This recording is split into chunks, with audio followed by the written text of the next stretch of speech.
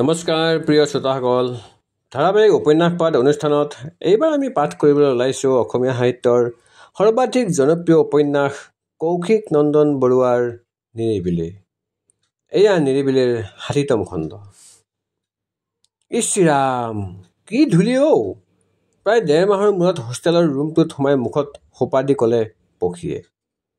সময়ৰ সোঁতত সন্ধ্যাহঁত 4th semester পালেহি। এতিয়াও এনে লাগে যেন সৌ সিদিনাহে আৰম্ভ হৈছিল সকলো।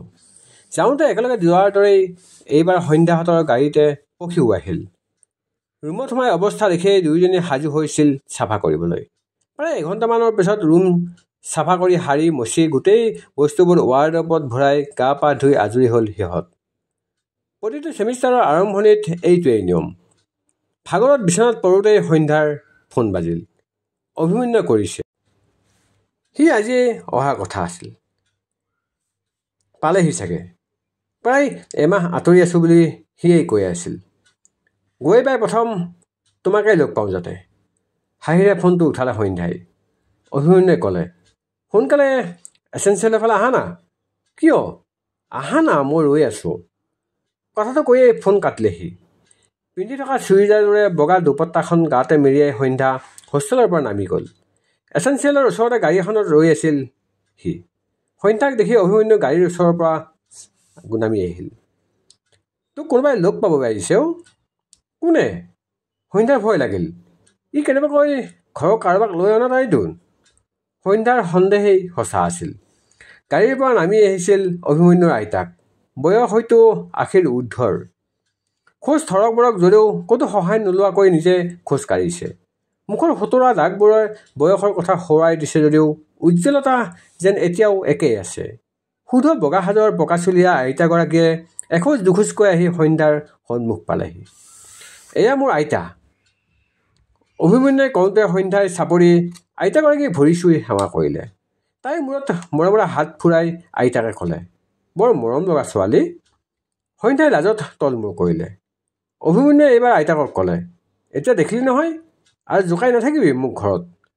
সন্ধ্যাই প্ৰশ্নবোৰক চাউনিৰে চোৱাত আইতাই হাঁহি হাঁহি ক'লে, ময়ে ইয়াৰ জোৰ কৰিছিলোঁ বুজিছ বোলাই। তোৰ বিয়াখন খাবলৈ পাওঁ কি নাই কি ঠিক। ছোৱালীজনী দেখুৱাই থবি। সন্ধ্যাই লাজ লাজকৈ হাঁহিলে। আইতাই তাইৰ কোমল হাতটো তাৰ সোঁতোৰা পৰা হাতেৰে সাবুতি ধৰিলে। মাজনী, ই ল'ৰাটো অলপ অভং। বেছি গালি চালি পাৰিলে মোক কৈ দিবা। ঠিক আছে আইতা। সন্ধ্যাই হাঁহি মাৰি অভিমন্যুলৈ চালে। হ'ব ব'ল, মাহঁতে হোষ্টেলত ৰুম চাফা কৰি আছে। ইয়াত ছোৱালী লগ কৰি আছোঁ বুলি গম পালে দিব আৰু। অভিমন্যুৰ কথাত সন্ধ্যাক কপালতে চুমা এটা খাই এদিন আমাৰ ঘৰলৈ আহিবা বুলি কৈ আইতা গাড়ীত উঠিল। সন্ধ্যাই হাত জোকাৰিলে। অভিমন্যুৱে গাড়ীখন চলাই পাটকাইৰ ফালে নিছিলগৈ। মনত অলপ সজীৱতা আৰু ওঠত অলপ হাঁহি লৈ সন্ধ্যা ৰুম পালেহি। সঁচাই, প্ৰিয়জনে যেতিয়া নিজৰ ঘৰৰ মানুহক লগ কৰাই এজনী ছোৱালীৰ বাবে তাতকৈ আৰু সুখৰ মুহূৰ্ত আন একো হ'ব নোৱাৰে। সন্ধ্যাই আশা কৰিছে অভিমন্যুৰ ব্যৱহাৰবোৰ আগতকৈ সলনি হ'ব। আগৰ দৰেই তাইৰ অভিমানবোৰ ভাঙিব। কিন্তু সময় বৰ নিষ্ঠুৰ। মানুহৰ আৱেগ অনুভূতিলৈ ই ভূক্ষেপ নকৰে। জুপিটাৰ মেমৰ জন্মদিন আছিল ২৬ জানুৱাৰীত। যোৱা বছৰো জুৰি আৰু প্ৰীতিকাহঁতে জন্মদিন পাতিছিল কেক আনি। ময়ূৰো আছিল। কিবা কাৰণত ঘৰলৈ যাব লগা হোৱাৰ বাবে সন্ধ্যা আহিব নোৱাৰিলে। সেইবাবে এইবাৰ তাইয়ে আগভাগ লৈছিল মেমৰ জন্মদিনৰ আয়োজন। এই অচিন চহৰখনত প্ৰথমৰে পৰাই সিহঁতক মৰমেৰে আৱৰি ৰখা মেমগৰাকীৰ বিশেষ দিনটো আৰু বিশেষ কৰি তুলিবলৈ আপ্ৰাণ চেষ্টা কৰে সন্ধ্যাহঁতে। প্ৰীতিকাৰ লগতে আগতেই গৈ কেকৰ অৰ্ডাৰ দি আহিছিল সন্ধ্যাই। লগতে মেমৰ সৰু ছোৱালীজনীলৈও চকলেট ল'লে। সকলো লৈ ময়ূৰ, প্ৰীতিকা, সন্ধ্যা আৰু জুৰি আবেলি মেমৰ ঘৰ ওলালগৈ। মেমেও জানে যে সিহঁত আহিব। সেইবাবে সিহঁতলৈ বিধে বিধে মিঠাই, বিবিধ ৰঞ্জন সাজু কৰি ৰাখিছিল। তোমালোক গুচি যোৱাৰ পাছত মোৰ সঁচাকৈ বেয়া লাগিব পাই বুলি মেমে কেকটো কাটিছিল। মেমৰ সৰু ছোৱালীজনী আহি সন্ধ্যাৰ কোলাত উঠিছিলহি। সৰু ল'ৰা ছোৱালী বুলিলে পাগল সন্ধ্যায়ো তাইক খুব মৰম কৰে। ৰুমটোৰ এচুকত মনে মনে বহি থকা ময়ূৰকো তাই নানানটা কথা সুধি ব্যস্ত কৰি তোলে। কেক কটাৰ পাছত মেমৰ ঘৰতে ৰাতিৰ সাজ খুৱাই পঠিয়াইছিল সিহঁতক। মেমৰ হাতৰ মাংস পোলাও খাই সন্ধ্যাহঁতৰ ঘৰলৈ মনত পৰি গৈছিল। তেজপুৰ ইউনিভাৰ্চিটিয়ে দিয়া এই আদৰখিনিয়ে গোটেই জীৱনটোৰ বাবে সেউজীয়া হৈ ৰ'ব। জুপিতৰা মেমহঁতৰ লগত সন্ধ্যাহঁতৰ বাবে এখন চিনাকি ঘৰৰ দৰে হৈছিল। যেন ব্যস্ততাৰ মাজত অকণমান নিজৰ ঘৰখনক এখন্তেক জিৰণিহে লয়। মেমো সিহঁত আহিলে খুব আলহ উলহেৰে খুৱাই পঠায়। মেমৰ জন্মদিনৰে আৰম্ভ হৈছিল ছেমিষ্টাৰটোত। কাঞ্চন চহৰৰ আকৌ ভাৰ্চিটি উইকৰ ভৰপক। চাৰিওফালে যেন যুদ্ধৰ বতাহ হুহুৱাই বলিছে। প্ৰিফেক্টবোৰৰ ঘনে ঘনে মিটিং, ষ্টুডেণ্ট কাউন্সিলৰ দৌৰাদৌৰি, কালচাৰেল কনভেনবোৰৰ উশাহ নোলোৱা ব্যস্ততা। সন্ধিয়াবোৰে আকৌ জি উঠিছে এক দৌ এক ধ্বনিত। পিছে আমাৰ পক্ষীৰ জেংটো তাতেই লাগিল। তাই কোনোপধ্যে মাৰ্চ ফাৰ্চ নকৰে। সন্ধ্যাৰ আগত ঠেন ঠেন কৰিলেই, না না না, মই গোটেই সন্ধিয়াডাল এক দৌ এক চিঞৰি চিঞৰি ঘূৰি ফুৰিব নোৱাৰোঁ। হাৰে, তই চিঞৰিব নেলাগে নহয়, শিকোৱাবোৰেহে চিঞৰিব, তই অকল নাই। পক্ষীয়ে সন্ধ্যাৰ কোনো কথাই নুশুনে। মুঠতে এই ভৰি দাঙি দাঙি মই জঁপিয়াই ফুৰিব নোৱাৰোঁ, তই মেনেজ কৰ কিবা। বিচনাত পৰি কম্বলখন গায়ে মূৰে ল'লে তাই। ইফালে তলত ফাৰ্ষ্ট ইয়েৰৰ ছোৱালী বিচাৰি এনাউন্সমেণ্ট কৰিয়ে আছে। সন্ধ্যাই পক্ষীক আকৌ হেঁচুকে, উঠচোন, এবাৰ গৈ চাচোন, ভাল লাগিব তোৰ। মই প্ৰিফেক্ট নেকি কিবা মেনেজ কৰিবলৈ? নোৱাৰোঁ, নাযাওঁ মই। ঠিক আছে ৰহ, মই তহঁতৰ বৰমালৈ ফোন কৰোঁ। ৰাতি 11টা বজাত যে গেটখন পাৰ হৈ গৈছিলি তই, অকল উৎপাত খালি। মাকৰ নাম শুনিয়ে পক্ষী একেজাপে উঠিল। যাম যাম, সেইটোকে ক'ব নালাগে ঘৰত। লগে লগে কাপোৰ সলাই মুখেৰে ভোৰ ভৰাই তললৈ যাবলৈ সাজু হৈছিল পক্ষী। এইখনলৈ চালা কেলে আহিলোঁ হয়? এইটো নকৰিবি, সেইটো নকৰিবি, ইফালে নাযাবি, সিফালে নাযাবি, এই সোপাটো আছেই। এতিয়া আকৌ পেৰেডটো কৰ। তাইৰ কথাৰ ভাজ দেখি ওলাই আহিবলৈ লোৱা হাঁহিটো খুব জোৰকৈ ৰখাইছিল সন্ধ্যাই। পক্ষীয়ে দুৱাৰমুখত গৈ আকৌ শেষবাৰৰ বাবে সন্ধ্যাক সৰু মাতেৰে সুধিলে, নগ'লে নহ'ব নহয়? মুখখনত খং উঠা ভাৱটো আনি সন্ধ্যাই ক'লে, ৰহ ফোন কৰোঁ ৰহ, যাওঁ যাওঁ, এইজনী চালা বুলি দপদপাই ৰুমৰ পৰা তললৈ নামি গ'ল পক্ষী। বেচেৰীৰ অৱস্থা দেখি হাঁহি হাঁহি বিচনাত পৰিছিল সন্ধ্যা। এইবাৰ সন্ধ্যাহঁতৰ সোৱণশিৰি পেয়াৰিং হৈছিল শৰাইঘাটৰ লগত। শৰাইঘাট ছাত্ৰবাস। ইউনিভাৰ্চিটিৰ প্ৰতিজন ল'ৰাৰ এক সপোন এইখন হোষ্টেলৰ আৱাসী হোৱা।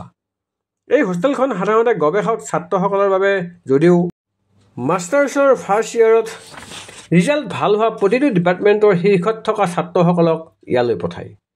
Saraighat single room hostel. প্ৰতিটো ৰুমৰ সৈতে একেলগ হৈ থকা বেলকনিৰে আটক ধুনীয়া হোষ্টেলটোৰ আৱাসী হ'বলৈ যেন সকলোৰে এখন অঘোষিত প্ৰতিযোগিতাও চলে। ছোৱালীৰ বাবেও একেটা নিয়মেই প্ৰযোজ্য। শীৰ্ষত থকা ছোৱালীসকলক পবিতৰা হোষ্টেললৈ পঠিয়ায়। কিন্তু ছিট কম বাবে সকলো ডিপাৰ্টমেণ্টৰ ছোৱালীয়ে এই সুবিধা নাপায় যদিও ল'ৰা কিন্তু প্ৰতিটো ডিপাৰ্টমেণ্টৰেই এই সুযোগ লাভ কৰে। এই শৰাইঘাটৰ লগতে এইবাৰ সন্ধ্যাহঁতৰ যৌথবন্ধন। লিষ্ট ওলোৱাৰ পৰাই মিটিংবোৰ আৰম্ভ হৈছেই। বিদিশা বাহঁতে ফোনতে দাৰৰ বাতি দাৰে লৈছে। সময় অনুযায়ী প্ৰিফেক্ট ভাস্বতীহঁতক দিহা পৰামৰ্শও দিছে। বিদিশাৰ লগতে ৰীণাও আহিব চাগে এইবাৰ ভাৰ্চিটি উইকত। এই লৈ সন্ধ্যাৰো গা 7খন 8খন। লগতে গোটেই সোৱণশিৰিয়ে কৈ আছে, এইবাৰ হেনো তাই শ্ৰেষ্ঠ বিহুৱতী হয়। কপিলীৰ মেঘালীহঁতেও কৈয়ে দিলে সিদিনা। সন্ধ্যা থাকিলে আমি নাচি কি লাভ? সন্ধ্যাৰ বিহুৱতী হোৱাৰ হাবিয়াস নাছিল এইবাৰ। কিন্তু আকৌ যে ৰাতি ৰাতি ঢোলৰ মাতত ৰাতিবোৰে সাৰ পাব, আকৌ বিহুগীত সুৰেৰে অৱতৰত বহাগ নামিব, আকৌ হেঁপাহ পলুৱাই নাচিব পাৰিব, সেই লৈহে যে ভিতৰি ভিতৰি ৰোমাঞ্চিত হৈছিল। সিদিনা তাই আৰু কংকনাই মিলি হোষ্টেলত নতুনকৈ অহা ছোৱালীকেইজনীক অডিশ্যন দিলে। শৰাইঘাটৰ পৱনদাহঁতে আজি আবেলি মাতিছেই। সন্ধ্যাই ছোৱালীকেইজনীক ওলাবলৈ কৈ থৈছে সোনকালে। সিহঁত তলতে ৰৈছেগৈ।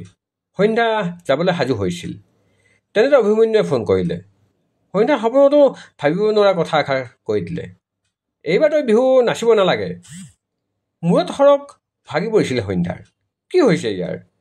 কেনেকৈ ক'ব পাৰিছে তাইক এইষাৰ কথা? নিজেওতো সি নাটকৰ লগত জড়িত। তেন্তে তাই কৈছিল, তোৰ কি হৈছে হা?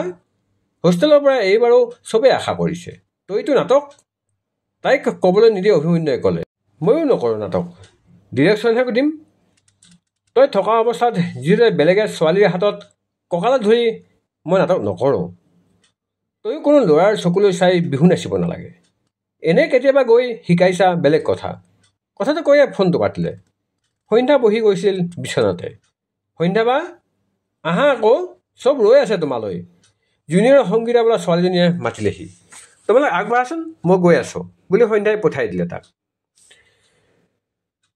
বহু সময় বিচনাতে ৰ'ল সন্ধ্যা। পখিলাৰ দৰে উৰি ফুৰা সন্ধ্যাৰ আজি প্ৰথমবাৰৰ বাবে অনুভৱ হৈছে যেন তাই সজাত বন্দী হৈছে।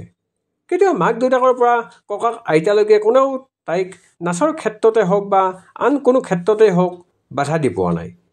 কাৰণ সন্ধ্যাই সীমা ৰাখিব জানে সকলোতে। কিন্তু তাইৰ প্ৰতি এইকণ বিশ্বাস অভিয়ে কিয় ৰাখিব নোৱাৰিলে? দুখত কান্দোনখিনি চেপা মাতেৰে ওলাই আহিছিল তাইৰ। নাই, এই কথাই নহয়। সন্ধ্যাই তাক বুজাব, সিও বুজিব লাগিব, তাইক বিশ্বাস কৰিব লাগিব। সন্ধ্যাই আকৌ ফোন লগালে। অভি, তোক এবাৰ লগ কৰিব লাগিছিল এতিয়াই। তাইৰ কথাক গুৰুত্ব দিয়াৰ সলনি সি ক'লে, এতিয়া নোৱাৰিম, নাটকৰ পাণ্ডুলিপি নিবলৈ আহিছোঁ, অলপ পাছত লগ কৰিম ৰহ। ফোনটো কাটি দিলে সি। সন্ধ্যা ৰুমৰ পৰা ওলাই গ'ল। শৰাইঘাটলৈ নগৈ তাই কাঞ্চনজংঘাৰ পুল দুটা বহিল। চকু দুটা মুদি দিছিল। ফেৰফেৰীয়া বতাহজাক যেন সন্ধ্যাক নিচুকাবলৈহে বলিছিল। কি হৈছে বাৰু তাইৰ জীৱনটোত? সকলোৱে জোকাইছিল অভিমন্যুৰ লগত।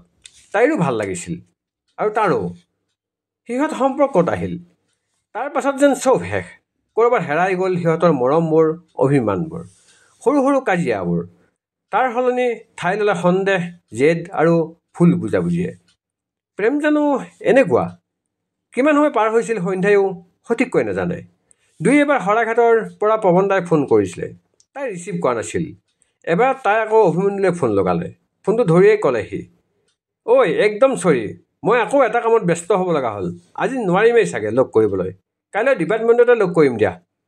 অভিমন্যুৱে কোনো খং নাইবা অৱজ্ঞাত কোৱা নাছিল যদিও সন্ধ্যাই খুব কষ্ট পাইছিল। হয়, ভাৰ্চিটি উইকৰ কেইদিনৰ ব্যস্ততা তাই জানে। কিন্তু তাই নিজেও জানো চব কাম বাদ দি তাৰ বাবে ইয়াত ৰৈ থকাহি নাই। হয়, অভিমন্যুৰ মাতটোত খং নাছিল, কিন্তু সন্ধ্যাই আশা কৰা সহায়ো নাছিল। প্ৰেমত মানুহে জোনবেলি তৰাও আনি দিবলৈ সাজু হয়, কিন্তু কোনে বুজিব? আচলতে এটা মিঠা সঁহাৰিয়েই যথেষ্ট। হুমুনিয়াহবোৰ উচপনিলৈ সলনি হৈছিল সন্ধ্যাৰ।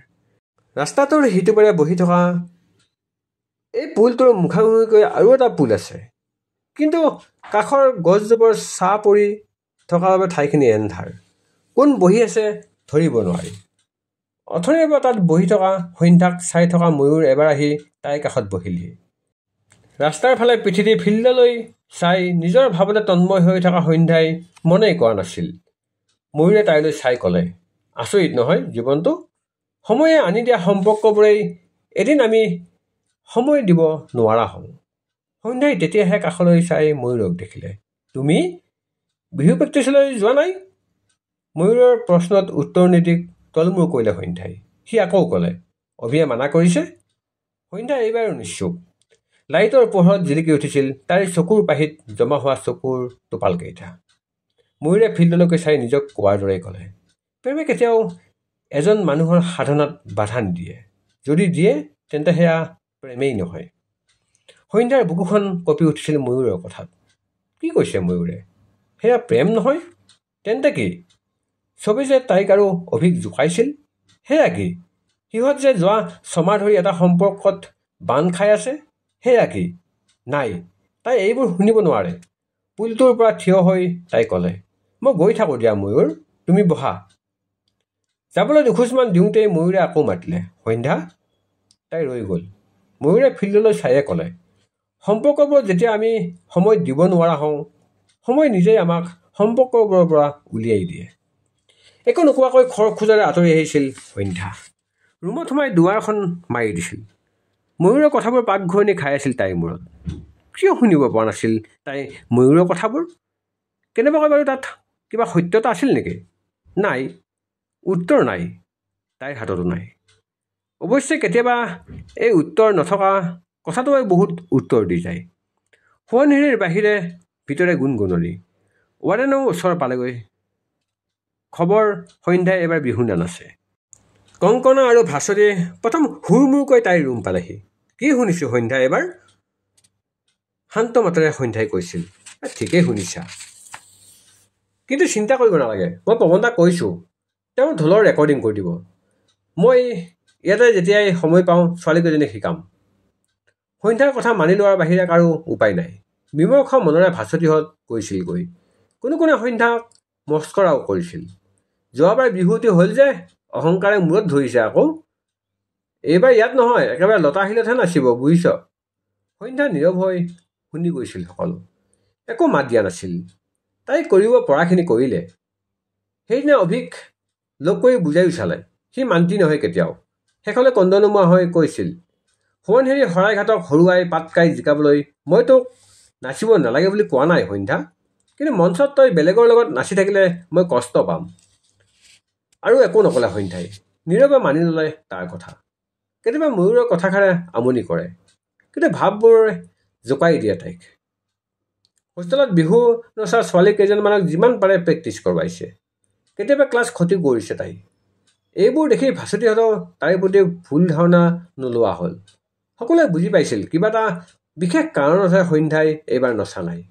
বিহু নানাচিলেও দিহানাম, ইণ্ডিয়ান কোৰাছ এইবোৰত আগৰ দৰেই ভাগ লৈছিল। আগৰবাৰ বিহুৰ বাবে বেছি সময় দিব পৰা নাছিল যদিও এইবাৰ ৰাতি দেৰিলৈকে দিহানামৰ প্ৰেক্টিচ চলাই আছে। ইফালে পক্ষীৰো আচৰিত পৰিৱৰ্তন আহিছে। প্ৰথম দিনা মাকৰ ভয় দেখুৱাই প্ৰেক্টিচলৈ পঠোৱা পক্ষী আজিকালি সময়তকৈ আগতেই প্ৰেক্টিচ পায়গৈ। প্ৰেক্টিচৰ শেষতো তাইৰ চিঞৰটোহে আগত আহে, পেপচি, কোলা, ললিপপ, সোৱণশিৰি অন দা টপ। পক্ষীহঁতৰ কষ্টই এইবাৰ ফল আনিলে। সোৱণশিৰি মাৰ্চ ফাৰ্ষ্টত বিজয়ী হ'ল, প্ৰথম স্থান। পক্ষীয়ে ফিল্ডতে সন্ধ্যাক দাঙি ধৰিছিল ফূৰ্তিতে। সঁচাই দলীয় সফলতাৰ মাদকতাই বেলেগ। একেলগে কৰিলে যে কষ্টকৰ নাইবা আমনিদায়ক কামো আনন্দৰ হৈ পৰে, সেই কথা বুজি উঠিছিল পক্ষীয়ে। মাৰ্চ ফাৰ্ষ্টৰ ৰিজাল্ট পাই ফোনতে উচুপি উঠিছিল বিধি খাই। নাটকত সন্ধ্যাহঁতে নাপালে, কিন্তু পাতকাই আৰু কপিলী প্ৰথম হ'ল। কপিলীৰ পৰিয়ে KBRতে অভিমন্যুক আমি জিকিলো বুলি সাৱটি ধৰিছিল। আঁতৰৰ পৰা চাই উঠা সন্ধ্যাৰ খং উঠা মুখখন দেখি হুৰ হুৰকৈ তাইৰ কাষত ৰৈছিলহি অভিমন্যু। বিহুৰ দিনা পুৱাৰে পৰা বুকু কঁপিয়াছিল সন্ধ্যাৰ। কেনেবাকৈ আজি যদি সিহঁত নিজিকিলে দোষ তাইৰ ওপৰত আহিব নেকি? হোষ্টেলত কোনেও একো নকলেও তাই নিজক ক্ষমা কৰিব পাৰিব জানো? ভগৱানৰ ওপৰতে সকলো এৰি দি সন্ধ্যাই নিজে সাজু কৰিছিল ছোৱালীকেইজনীক। সকলোৱে কাপোৰ ঠিকমতে পিন্ধিছেনে, গগনাৰ ভালকৈ মাত ওলাবনে, জেতুকা লৈছেনে আদি সকলো বস্তু তন্ন তন্নকৈ চাইছে। ছোৱালীকেইজনীও সন্ধ্যা থাকিলে অলপ সাহস পায়। সিহঁতক সাজু কৰি প্ৰতিজনীকে শুভেচ্ছা দি কমিউনিটি হললৈ পঠালে তাই। সিহঁত যোৱাৰ পাছত এবাৰ নিজৰ মুগা সাজযোৰ উলিয়ালে সন্ধ্যাই। সাজযোৰ বুকুত সাৱটি লওঁতেই চকুপানী ৰখাব পৰা নাছিল তাই। লগতে আছিল যোৱা বছৰ অনুৰণে দিয়া কাঞ্চন পাহ। মৰহি শুকালেও তাই থৈ দিছিল। সঁচাকৈ যোৱা বছৰৰ এই সময়খিনিত কি যে ঘটিছিল। আজিলৈকে নোলাল তাইৰ গগনাটো কোনে ভাঙিলে। অৱশ্যে সেই লৈ তাইৰ একো আক্ষেপো নাই। এনেতে অভিৰ ফোন, একেলগে যাম হা বিহুলে, ওলাই থাক। সি নোকোৱা হ'লেও তাই তাৰ বাবেই ৰ'ল হয়। সাজযোৰ একেভাজতে আকৌ কাপোৰৰ বেগটোত ভৰাই থৈ সন্ধ্যাই মুখখন ধুই আহিল। কিছু সময়ৰ পাছত অভিমন্যুৰ লগতে কমিউনিটি হল পালেহি। এই বিহুৰ দিনা কাঞ্চন চহৰত হৈ উৎসৱৰ বতৰ। এইবাৰ তাৰো ব্যতিক্ৰম নহয়। সন্ধ্যাক এইবাৰ চিনাকি যিয়েই দেখিছে সকলোৰে এটাই প্ৰশ্ন, কি হ'ল, তুমি নানাচিলা যে? উত্তৰত মাত্ৰ সেমেকা হাঁহি। সন্ধ্যাই মাজে মাজে ভাবে, তাইৰ উদাস উদাস মুখখনে কঁপাই নুতলে যে অভিমন্যুৰ বুকু। মন নাযায়নে তাইৰ মুখত হাঁহি কিৰণ বিলাই দিবলৈ? নাই, সি নিৰ্বিকাৰ। বিহু আৰম্ভ হৈ গৈছিল। প্ৰথম অভিমন্যুহঁতৰ পাটকাইৰে বিহু। যোৱাবাৰৰ দৰে অভিমন্যুৱে নচাগৈ নাই, সন্ধ্যাৰ ওচৰতে থিয় দি আছে। পাটকাই আৰু কপিলীৰ নিচান উৰি আছে।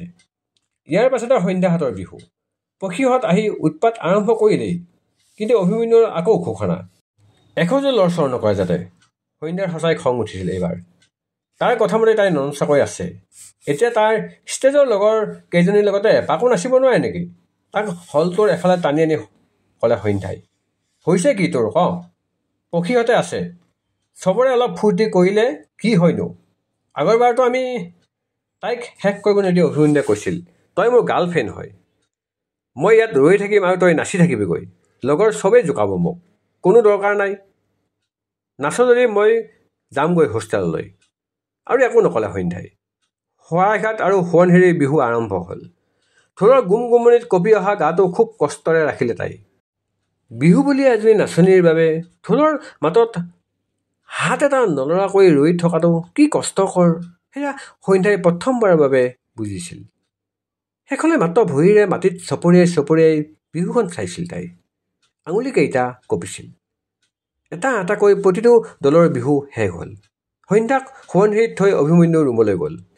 তাই খুব মন গৈছিল ৰিজাল্টটো শুনিবলৈ, কিন্তু অভিমন্যুৰ কথা, এনেও গম পাবি হোষ্টেলত ৰিজাল্ট, ইয়াত কিয় ৰৈ থাকিব লাগে।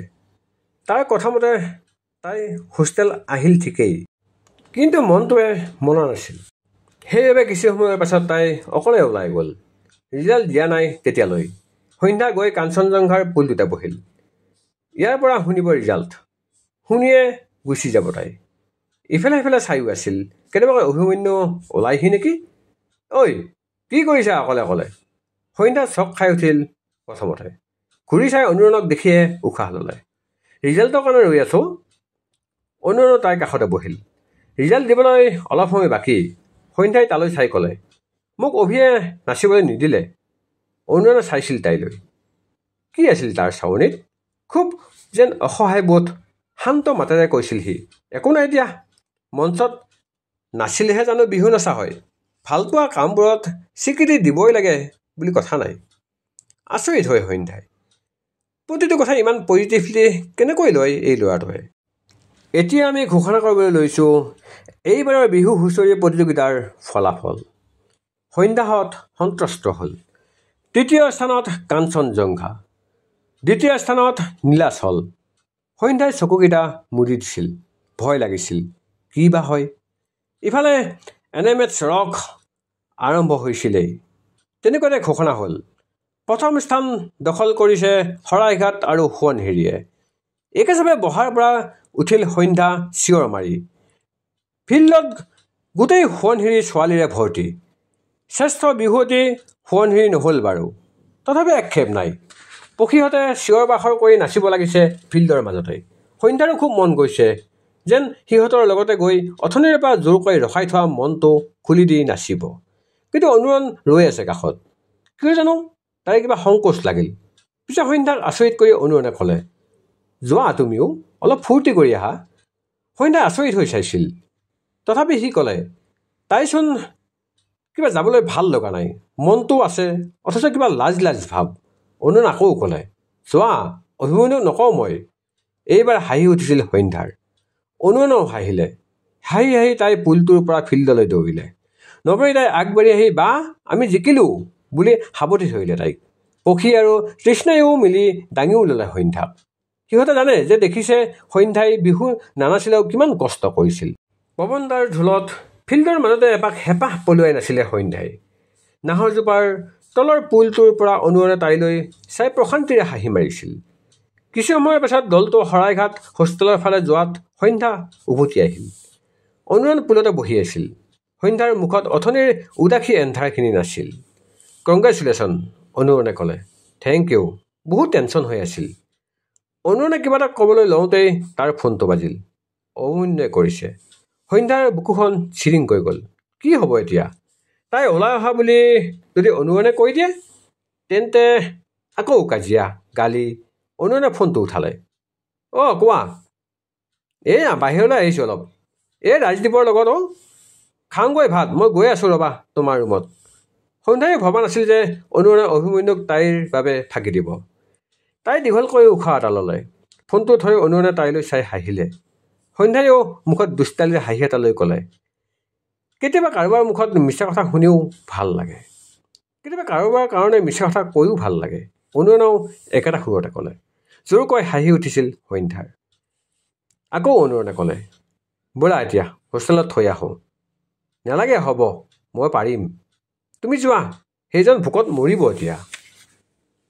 অনুৰণ আহিব খুজিছিল যদিও সন্ধ্যাই অকলে আহিল। মনটো কিয় জানো কিবা এটা ভাল লগাই আৱৰি আছিল। আচৰিত, অভিমন্যুৰ লগত থাকিলে এই মুকলি মুকলি ভাৱটো নাথাকে, কিবা যেন বন্দী বন্দী অনুভৱ হয়। কথাবোৰ ভাবি ভাবি সোণহিৰ সন্মুখ পাইছিলহি সন্ধ্যা। হঠাৎ ছোৱালীজনী আহি তাইৰ গাতে উবুৰি খাই পৰিলহি। সন্ধ্যাই থাপ মাৰি ধৰিলে বুলিহে, নহ'লে মুখ থেকেচা খাই পৰিলহেঁতেন ৰাস্তাত।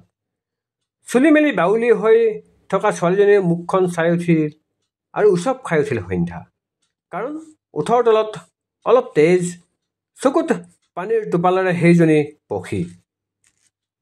সোৱণশিৰিৰ আগত গছজোপাৰ তলত এন্ধাৰ ৰৈ আছে কোনোবা ল'ৰা এটা। ছাঁ পৰি থকাৰ বাবে মুখখন ধৰিব পৰা নাই। কঁপি থকা পক্ষীয়ে আঁকোৱালি ধৰিছে সন্ধ্যাক। প্ৰিয় শ্ৰোতাসকল, কৌশিক নন্দন বৰুৱাৰ নিৰিবিলিৰ এয়া আছিল ৬০তম খণ্ড। ধন্যবাদ।